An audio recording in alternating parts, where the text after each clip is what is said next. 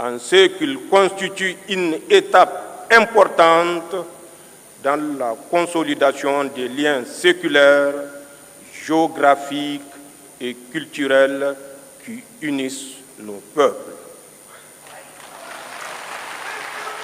Le sommet objet de notre retrouvaille aujourd'hui est l'aboutissement de notre farouche volonté commune de reconquête de notre souveraineté nationale et de réhabilitation de notre dignité légendaire.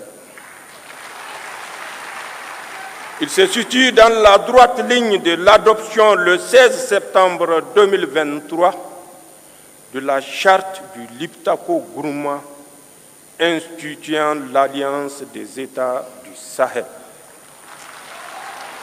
Mesdames et Messieurs, l'approbation formelle du traité portant création de la Confédération Alliance des États du Sahel AES consacrera ainsi l'aboutissement des aspirations de nos populations à sceller sur le socle de notre espace sahélien une union d'États partageant les mêmes défis et les mêmes ambitions, en un mot, le même destin.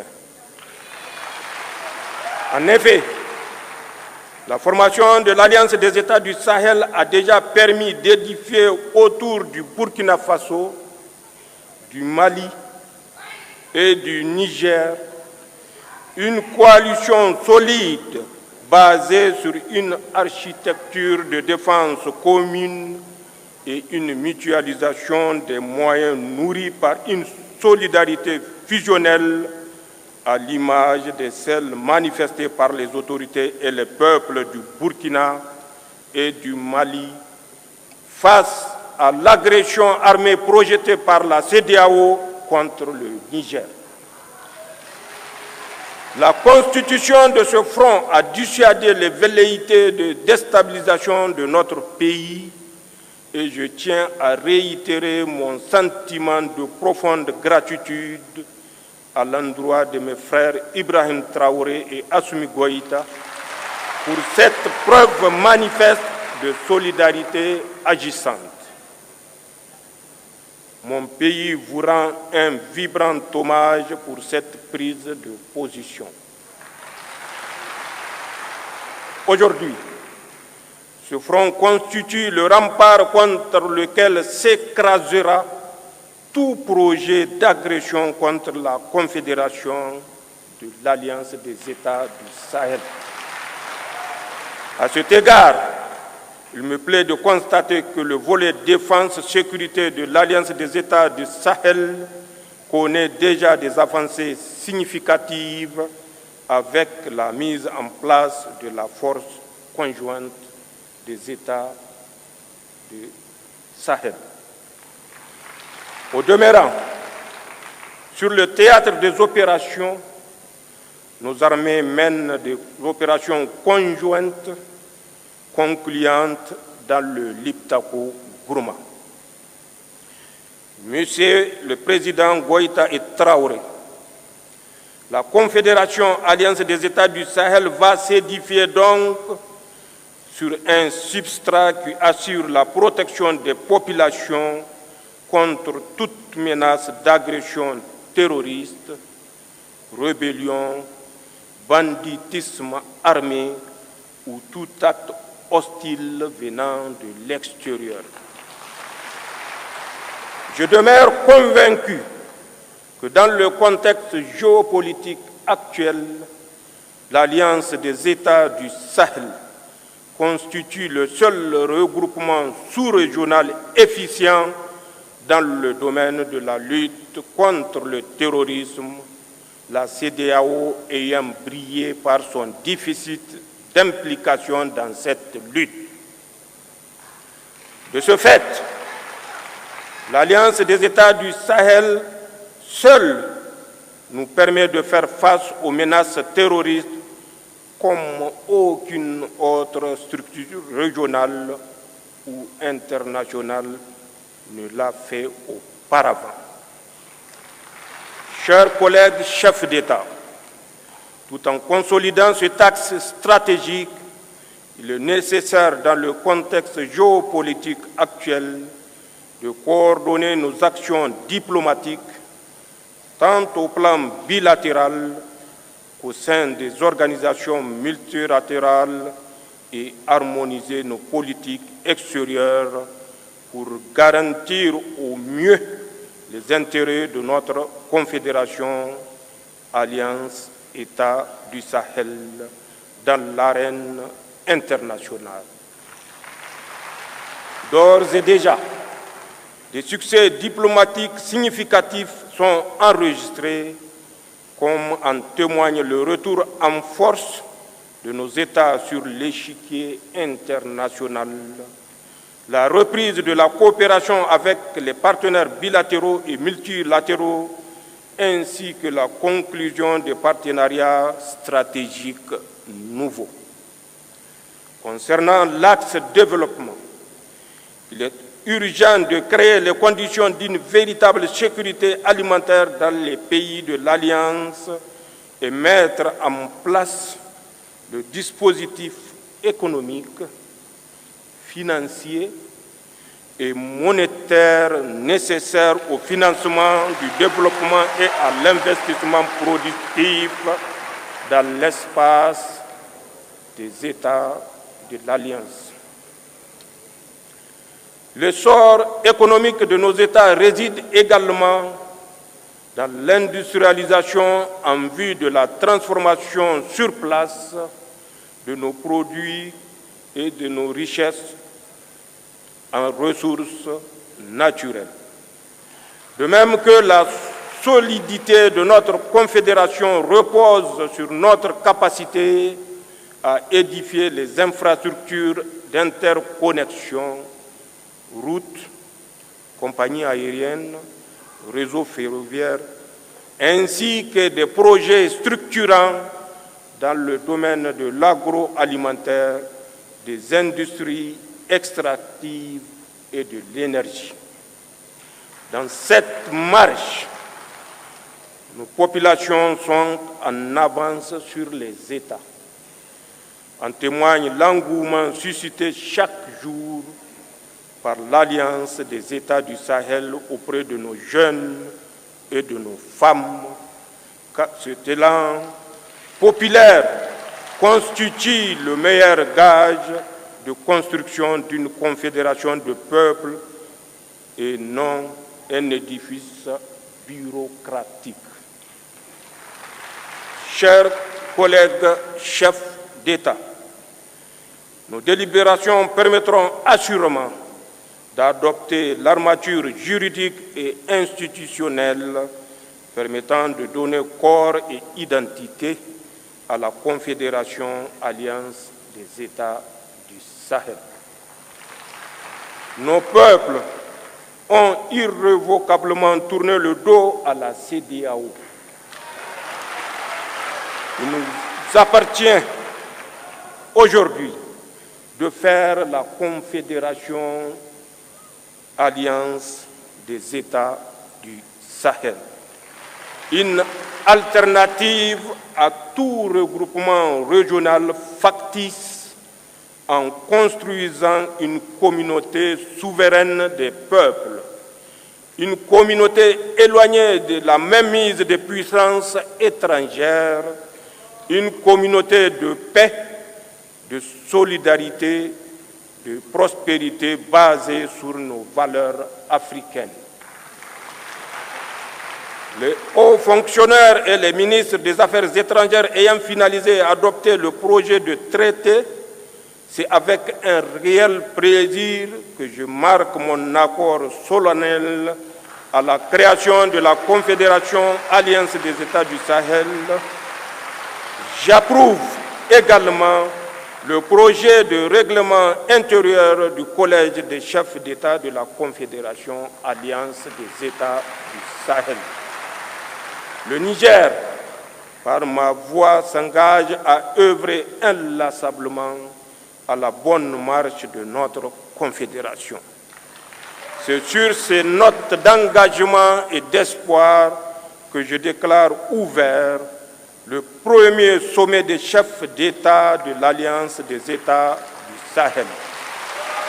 Excellence, le général de brigade Abdourahmane Tiani, président du Conseil national pour la sauvegarde de la patrie, chef de l'État de la République du Niger, chers frères. Excellence, le capitaine Ibrahim Traoré, président du FASO, chef de l'État, chers frères. Mesdames et messieurs les ministres du Burkina, du Mali et du Niger, mesdames et messieurs les hauts fonctionnaires, mesdames et messieurs de la presse et distingués invités. À l'entame de mon propos, je voudrais exprimer mes sincères remerciements et ma gratitude ainsi que ceux de la délégation qui m'accompagne au général de brigade Abdourahmane Tiani, président du Conseil national pour la sauvegarde de la patrie, chef de l'État de la République du Niger, et au peuple nigérien pour l'accueil chaleureux et la délicate attention dont nous avons fait l'objet depuis notre arrivée en cette terre hospitalière, en terre AES, chaleureuse et si riche de sa diversité qu'est le Niger. Cette hospitalité est le reflet de la fraternité et de la solidarité qui unissent nos trois nations. Excellences, Mesdames et Messieurs, le 16 septembre 2023, en signant la charte du Liptako Gourmand, nous avons collectivement pris la décision courageuse de créer l'Alliance des États du Sahel, AES.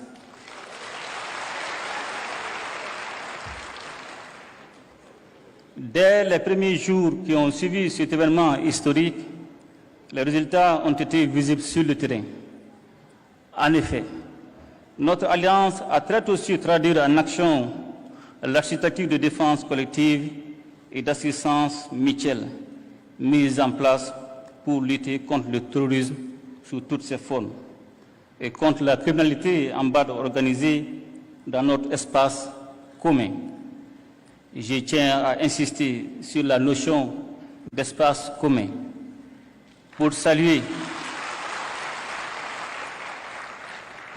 la clairvoyance de mes frères, les présidents Tiani et Traoré, qui avaient pris les mesures nécessaires pour autoriser les droits de poursuite sur leurs territoires respectifs afin de traquer efficacement les groupes armés terroristes sans contrainte liée aux frontières nationales.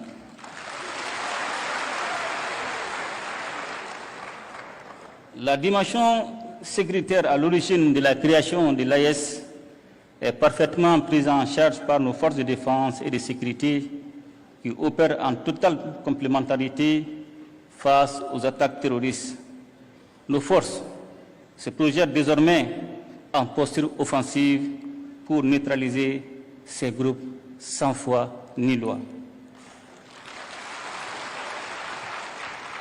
L'engagement et la détermination de nos hommes et femmes au combat forcent notre fierté, notamment au vu du recul indéniable de l'insécurité dans l'espace AIS.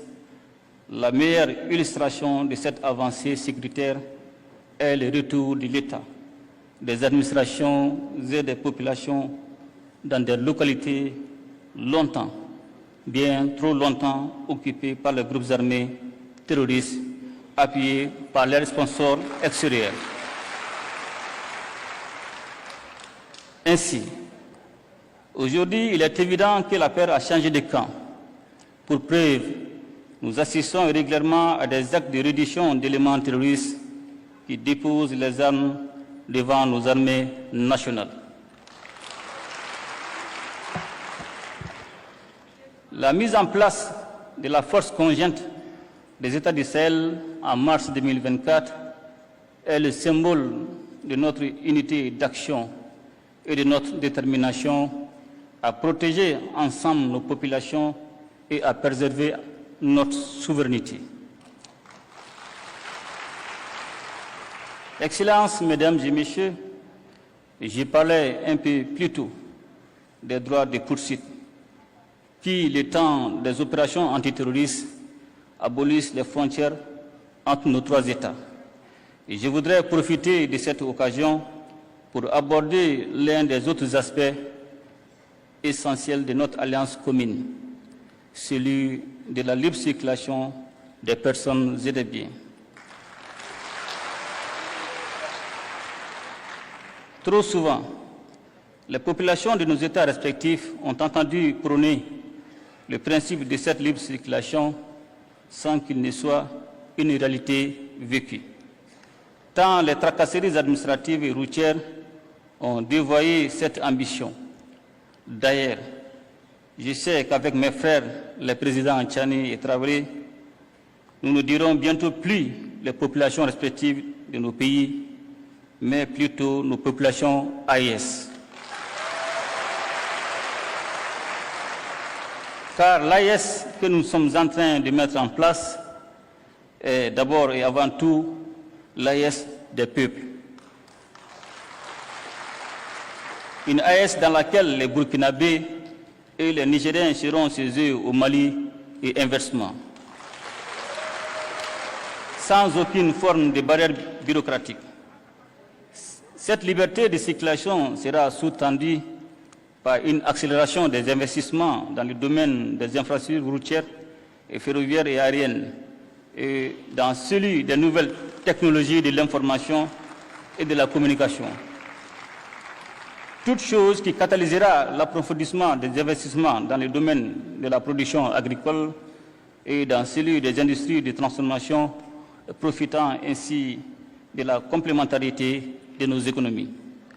Pour parvenir à cette réalité qui est déjà en construction avancée, nos ministres n'ont ménagé aucun effort. En effet, ils ont tenu en moins d'un an 4 rencontres sectorielles et élargies qui ont permis de poser les jalons nécessaires à une alliance des États du Sahel aux compétences renforcées. Les ministres chargés de l'économie et des finances ont ouvert la voie à la coordination dans le domaine du développement économique en formulant à Bamako, le 25 novembre 2023, des recommandations pertinentes en vue d'un développement harmonieux de l'espace AES. Elles ont concerné les aspects touchant le renforcement d'un cadre commun et harmonisé des politiques publiques dans les domaines économiques, financiers, minéral, éducatif, environnemental et culturel, et la réalisation des projets structurants en commun. Les ministres des Affaires étrangères, réunis une première fois à Bamako, le 30 novembre et le 1er décembre 2023, ont convenu de la coordination diplomatique et ont soumis à notre appréciation la recommandation de mettre en place une confédération réunissant les 3 États en attendant la mise en place d'une fédération regroupant le Burkina, le Mali et le Niger. De manière proactive, une réunion ministérielle élargie s'est tenue à Ouagadougou le 15 février 2024 pour élaborer les avant-projets des documents relatifs à la Confédération. Les ministres des Affaires étrangères ont ensuite finalisé à Niamey, le 17 mai 2024, les projets de textes portant création, organisation et fonctionnement de l'AES, ainsi que les documents préparatoires du présent sommet. J'ai tenu à faire ce rappel, Excellences, mes chers frères, pour adresser nos chaleureuses félicitations à nos ministres et à leur équipe technique pour le travail abattu en si peu de temps. Et surtout pour la qualité des documents qu'ils ont soumis à notre appréciation. J'ai particulièrement jugé utile de saluer à travers les projets de textes et le maintien des valeurs chères à nos cœurs, à savoir les valeurs de fraternité, de solidarité, de complémentarité, mais aussi et surtout l'importance de placer et de garder les populations de l'action de la Confédération. Je me réjouis par ailleurs de l'esprit constructif qui a prévalu durant les différents travaux. Cet esprit est justement ce qui nous invite à formaliser durant le présent sommet afin de répondre à l'attente pressante de nos populations à vivre ensemble, à vivre en paix, à vivre en communion, en harmonie, dans un espace stable et prospère. Excellences, Mesdames et Messieurs, ce premier sommet de l'AES est l'occasion de réaffirmer notre solidarité et notre soutien mutuel. Je ne saurais à cet égard manquer de réitérer nos remerciements à la République serbe du Niger pour sa solidarité agissante en décidant de nous livrer d'importantes quantités d'hydrocarbures. Excellences et chers frères, le général de brigade Abdourahmane Tchani, en cette période de crise énergétique, votre marque de fraternité au-delà du symbole revêt un caractère particulier pour les Maliennes et les Maliens. Il nous appartient désormais de renforcer ces liens stratégiques entre nos trois États pour surmonter ensemble les défis auxquels nous faisons face. Pour terminer, je voudrais réitérer notre ferme détermination à faire de l'Alliance des États du Sahel un modèle de coopération régionale, de solidarité, de développement, un modèle aussi d'intégration sous-régionale conformément aux principes de la charte du Liptako Gourma. Excellences, Mesdames et Messieurs, nous honorons aujourd'hui à Niamey notre rendez-vous avec l'histoire pour faire revivre avec notre confédération l'esprit d'unité voulu par les pères fondateurs du panafricanisme. En assumant notre part de responsabilité et de leadership dans cette œuvre exaltante et indispensable pour la région du Sahel, voire au-delà. Vive l'Alliance des États du Sahel, vive la solidarité entre nos peuples. Je vous remercie. Camarades chefs d'État de l'AES, camarades membres des différents gouvernements de l'AES, chers participants donc au premier sommet des chefs d'État de l'AES, bonjour. C'était un immense plaisir et un honneur de nous retrouver ici aujourd'hui, une date bénie, une date mémorable, le 6 juillet 2024, ici à Niamey. Avant tout propos, rendons grâce à Dieu qui a permis donc que ce jour soit. Nous lui disons merci pour tout ce qu'il a pu faire pour nous jusqu'aujourd'hui et tout ce qu'il fera pour les peuples de l'AES. Permettez-moi également de rendre hommage au peuple nigérien. Ce peuple qui a tant souffert depuis l'avènement du CNSP et qui continue de rester debout. Merci aux Nigériens qui nous ont réservé un accueil chaleureux hier lorsque nous avons foulé le sol de notre patrie ici. Vous êtes plus que des amis, vous êtes plus que des voisins, vous êtes nos frères, vous êtes nos sœurs. Parce que la fraternité va au-delà de l'amitié ou du voisinage. Nous avons le même sang qui coule dans nos veines. Dans nos veines coule le sang de ces vaillants guerriers qui ont combattu et qui ont réservé ces terres que nous appelons Mali, Burkina et Niger. Dans nos veines coule le sang de ces vaillants guerriers qui ont aidé le monde entier à se débarrasser du nazisme et de beaucoup d'autres fléaux. Dans nos veines coule le sang de ces vaillants guerriers qui ont été déportés d'Afrique vers l'Europe, l'Amérique, l'Asie ou je ne sais encore, et qui ont contribué à construire ces États pendant l'esclavage. Dans nos veines coule le sang d'hommes dignes, d'hommes robustes, d'hommes debout. Et pour cela, soyons-en fiers et soyez remerciés d'être ressortissants de l'AES.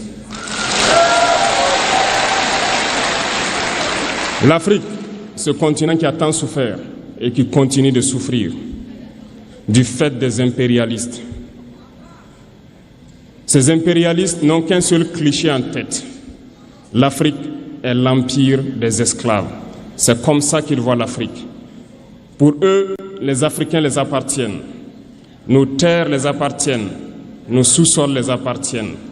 Ils n'ont jamais pu changer de logiciel jusqu'à aujourd'hui. C'est déplorable. Mais comment procèdent-ils? C'est malheureusement depuis donc ces années 60 où ces simulacres d'indépendance ont été donnés à l'Afrique. Ils n'ont juste fait que placer des valets locaux à la tête, selon eux, de leur sous-préfecture pour pouvoir continuer à les alimenter. Ces valets locaux que nous allons qualifier aujourd'hui d'esclaves de salon n'ont d'autre repère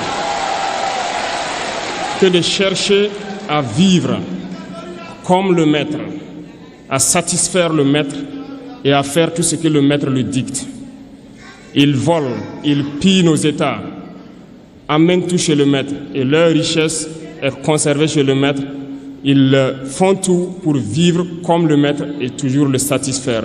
Lorsque le maître commande, ils exécutent. Savez-vous qui sont ces esclaves de salon? Eh bien, nous allons vous expliquer ce que c'est. Ce sont des individus qui n'ont aucune dignité, qui n'ont aucune morale, qui n'ont aucune personnalité. Mais le maître esclave a toujours su identifier ces individus. Ils sont toujours prêts à trahir leurs frères pour satisfaire le maître. Ils nous ont trahis depuis l'indépendance et d'autres continuent jusqu'à aujourd'hui à nous trahir au profit de leur maître. Ces individus continuent toujours, contre vents et marées, à piller l'Afrique, à aider le maître à piller l'Afrique. Ils se plaisent à le dire chaque année dans leurs sondages économiques. Le Burkina est le pays le plus pauvre, le Mali est le pays le plus pauvre, le Niger est le pays le plus pauvre. Nous sommes classés parmi les derniers.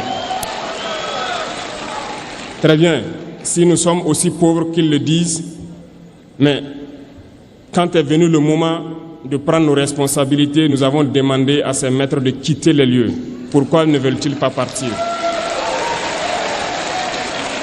Lorsque nous prenons le cas du Niger, depuis plus de 40 ans, certains pays exploitent l'uranium pour produire de l'énergie chez eux. D'Ottawa jusqu'à Paris, les rues sont illuminées, c'est la lumière. Mais au Niger, c'est l'obscurité qui nous est servie.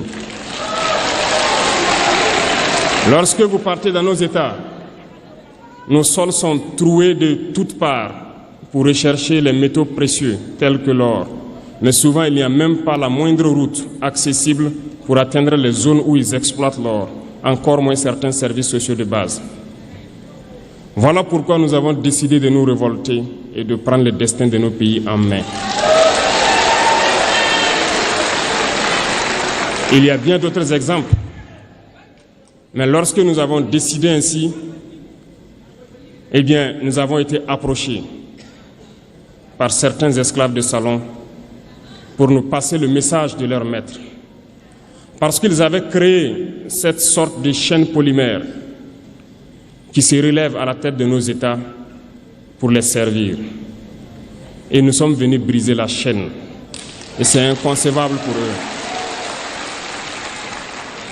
Ils nous ont donc approchés et ils nous ont demandé de rentrer dans les rangs pour faire partir de l'élite qui doit diriger l'Afrique. Parce qu'ils ont une élite formée et formatée qui doivent suivre, qui sont incrustés dans cette chaîne-là.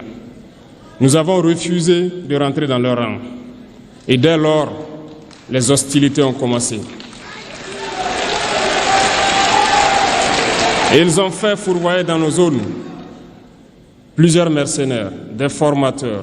Les agents sont descendus dans le Sahel pour espérer mener des attaques barbares, lâches contre nos populations, espérer les révolter. En plus de ces attaques sur le terrain, les attaques communicationnelles, la manipulation, la désinformation battent son plein dans leur rang. Mais les peuples du Sahel ont compris et plus jamais on ne pourra les manipuler. Ils savent ce qu'ils font et ils savent où ils partent.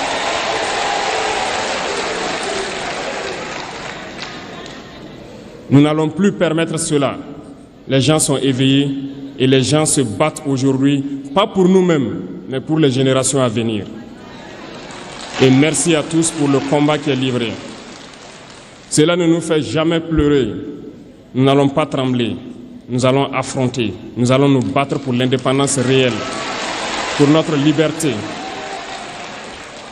Parce que pour faire peur au peuple de l'AES, ces individus n'ont que 3 termes dans la bouche: démocratie, liberté, droits de l'homme. Bien sûr, leurs valets locaux ne sont élus que dans un processus démocratique, libre et transparent selon eux leurs valeurs. Quoi de plus normal qu'on veuille nous imposer cela, parce que c'est eux qui édictent les règles. Très bien, nous avons décidé de nous assumer. Voilà pourquoi un 26 juillet 2023, lorsque le Niger a décidé de tourner la page, les esclaves de salon et leurs maîtres sont montés sur les grands chevaux. Ils ont mis leurs valets locaux en avant et ont décidé de mener une guerre contre le peuple nigérien. Nous avons donc dit, quiconque osera s'en prendre au Niger nous aura en face, parce que nous mènerons une guerre sans merci jusqu'à la dernière goutte de sang pour quiconque osera s'attaquer à nos États. Cette parole, cette décision que nous avons eue hier est d'actualité aujourd'hui et sera d'actualité demain et pour toujours. Ainsi naquit l'AES le 16 septembre 2023 dans une architecture de défense mutuelle. Mais nous avons jugé nécessaire de prolonger et d'agrandir donc l'architecture de l'AES. Ce qui nous rassemble aujourd'hui doit nous permettre d'aller sur d'autres terrains en plus de la défense, notamment les finances et l'économie, les infrastructures, la santé, l'éducation, bref, j'en passe. Je souhaite donc que ces moments soient pour nous une histoire que nous allons écrire pour l'AES, mais surtout pour l'Afrique et pour le monde entier. Que Dieu illumine tout un chacun de nous. Que Dieu nous inspire dans ces tâches qui nous sont confiées. Et surtout, que lorsque nous faisons tous nos travaux, que nous ayons en tête une seule chose, l'intérêt suprême de nos populations. Sur ce, nous prions encore une fois de plus, bon Dieu, qu'il nous accompagne tous dans nos différentes tâches, qu'il protège nos combattants, qui, grâce à eux, nous permettent d'être assis ici et d'échanger autour de l'avenir de nos États. Soyez donc remerciés une fois de plus, peuple nigérien. Soyez unis et solidaires, peuple de l'AES, la patrie ou la mort.